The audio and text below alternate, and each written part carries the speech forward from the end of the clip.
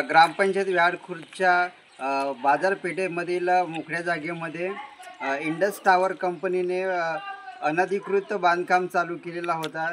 त्या बांधकामावर आळा घालण्यासाठी ग्रामपंचायत व ग्रामस्थांनी या ठिकाणी कोणत्याही प्रकारचा या ग्रामपंचायतीची परवानगी न घेता काम होऊ नये, इथेच काम ठप्प झाला पाहिजे याकरिता त्यांनी फलक लावलेला आहे। नागरिकांच्या दैनंदिन गरजा लक्षात न घेता मोठमोठ्या कंपन्या नागरिकांना कशा वेठीस धरतात हे व्याहाडखुर्द येथे निदर्शनास आले।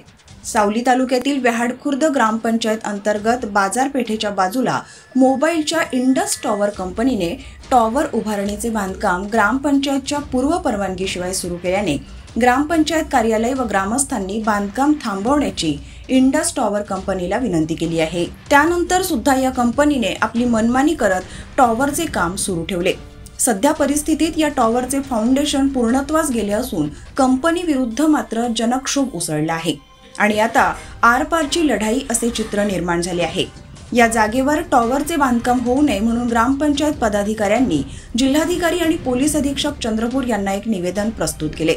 यानंतरही हे बांधकाम सुरू जर राहिले तर मात्र आंदोलन करू असा इशाराही ग्रामस्थ आणि ग्रामपंचायतीने दिला आहे।